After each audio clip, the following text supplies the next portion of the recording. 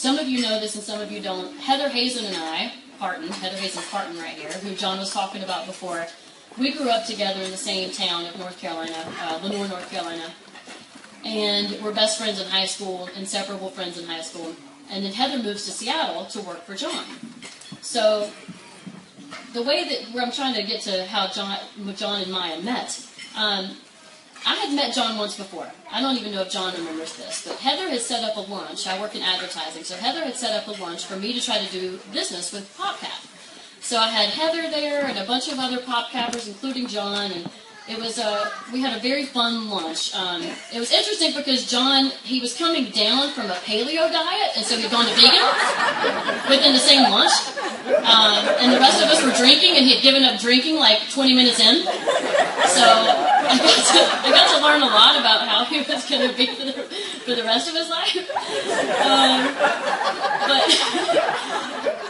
So again, like they had said before, John told Heather years later, I'm going to go to this wedding. It's going to be this incredible wedding, but I definitely am going to need a date. So luckily for me and for Maya, Heather had been coming to San Francisco to visit me for years and years and years, so she'd gotten a chance to meet Maya several times too. So when John asked for said date, I think Heather showed him a few other options, pulled up her Facebook page, showed him a couple people, but Maya was definitely at the top of the list.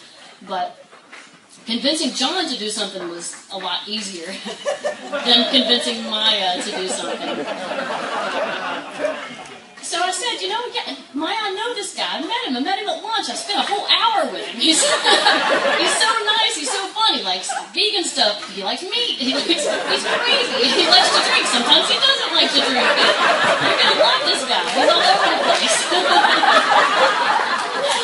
But for some reason, she was still skittish. I don't know why. Maybe it was an entire weekend away with a complete stranger, and I don't know. There were a couple of reasons why she was a little scared to make this trip with him. But we finally convinced her. I was like, you know what? You're gonna have to man up. You're gonna have to make this happen. I tried to tell her that if I was in the same position, I would definitely go, but I definitely would not have gone. There's no way I would have gone. Like, I would have been so scared.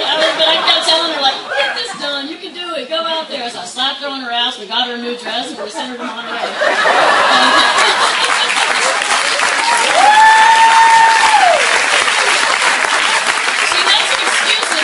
She was like,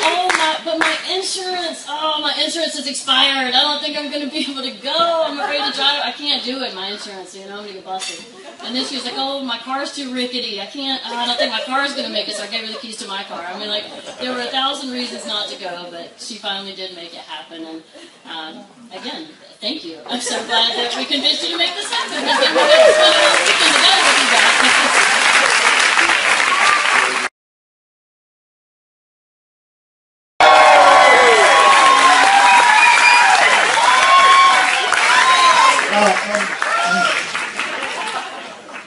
I really don't want to follow that first of all.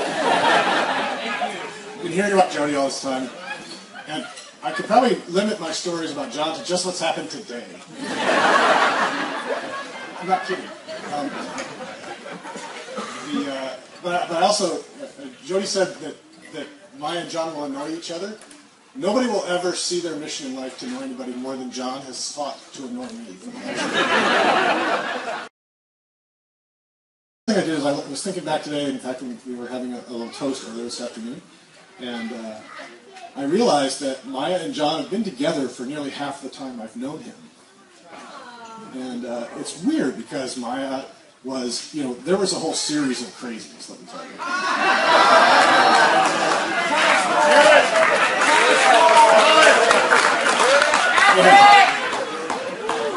And Maya knows this, so it's like there's no news here, but I look back at these 9+ years, and clearly the sanest 4 years are these last 4 years when Maya was in the picture. This is no coincidence.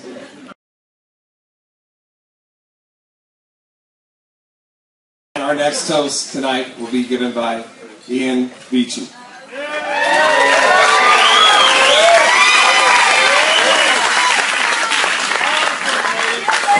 Before I knew John, I lived in Indiana. Tulare Beach Middle School. I always knew him as Brother John. I think Josie, Dad, and my mom, we all called him Brother John. I never really knew who he was. And 8 years later, I moved to Seattle. And I learned so much more about John that I really did not need to know. He's clumsy. He's very nerdy. In a cool way, though. He's a cool nerd. He's very whiny, too. I grew up with Josie, my sister, and she's pretty whiny as well, but I did not know about John's whininess. And although he does have some bad qualities, he's got some good ones as well. He's very generous, caring, and he loves to have fun.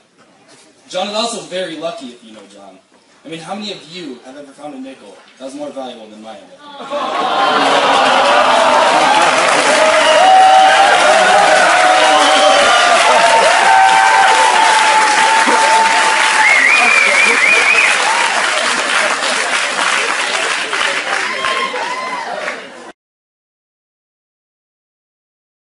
Everybody's talking about that first night, right? Well, I just want to go on the record as saying I was against it. I was bad. You're driving where to go on a date with who? Who's this John guy think he is? I was like, he better be getting 2 rooms. She is not sharing a room with this guy. I don't know who he thinks he is. I was against it. So, 2 rooms, yeah. We used one. No, that was the whole thing. After I finally was able to get back in touch with Maya after she went on a week-long extravaganza date, I said, were there 2 rooms? And she said, yes. We didn't use them. So, obviously, as everybody has stated, it has just from the very get-go been an awesome, awesome matchup. And we're all probably pretty aware of the world of Facebook now, and I hope you guys know this photograph that I'm talking about, but even after they had hung out for a week and everything was rosy and everything, I still kind of thought, I don't know, this is going pretty quickly. I don't know if I can get behind it.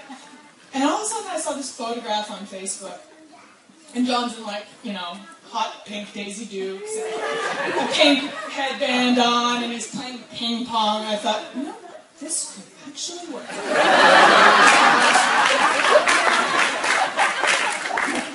And that's, I don't know, it's a good way of thinking about their relationship. I mean, they are the 2 goofiest people I've ever met in my life. They have so much love to give everybody. Maya, you are just have always been the sweetest girl, and I can't believe that you were able to find somebody that's so perfect for your kids.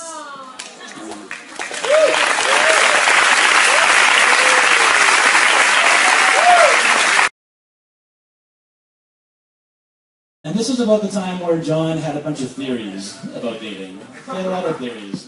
He had this thing he called the list.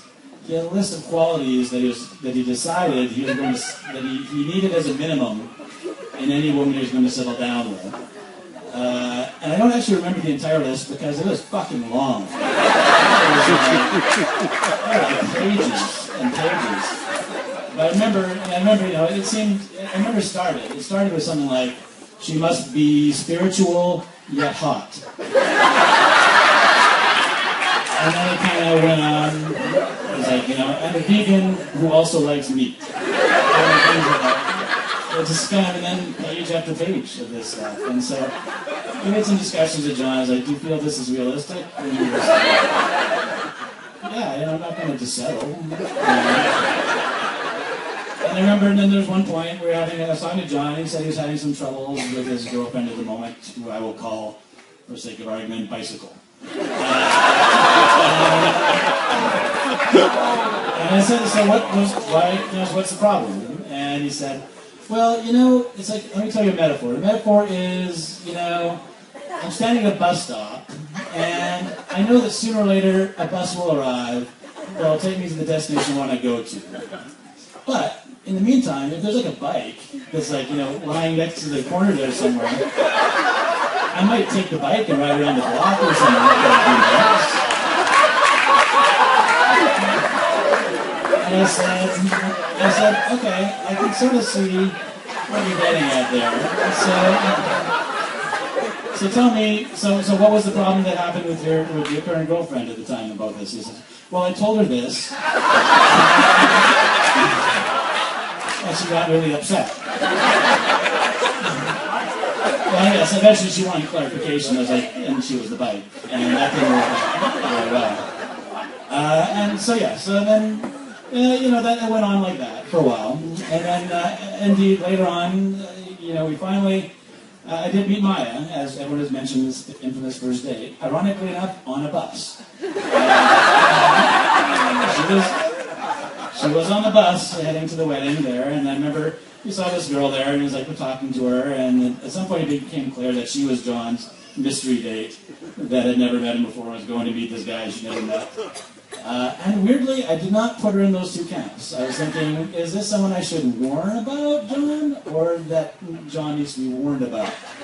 And I didn't actually think of either of those, because my thought was, she seems pretty level-headed, doesn't seem like a crazy, psychopathic, whatever. So I don't need to warn John. But I also didn't feel that she needed to be warned about John, because she also seemed smart enough that I just couldn't imagine her putting up with him for more than like an hour.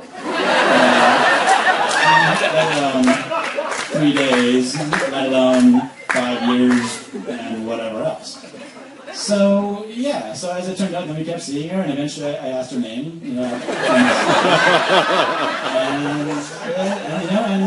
so now here we are. And so I guess in closing, I guess what I'm saying, Maya, is be the bus.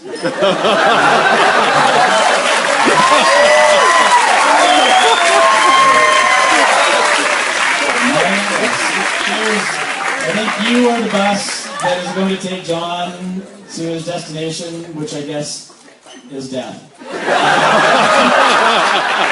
Maybe there's a better way to phrase that.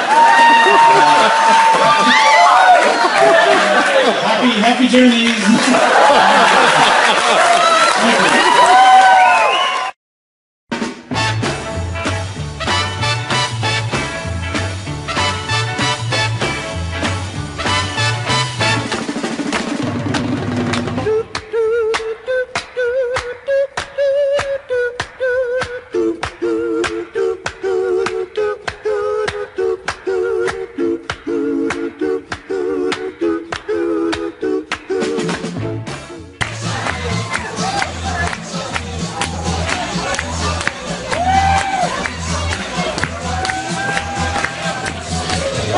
There we go. You can enter circle here for me. Believe in that farmer. Oh, wow. People say that crazy guy with the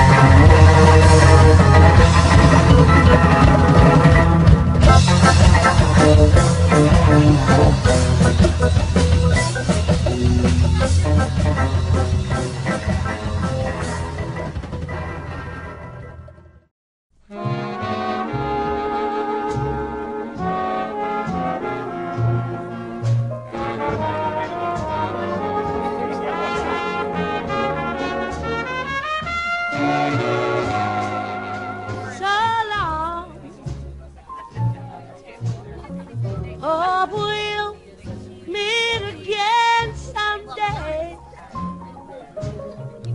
Hope that maybe then you'll say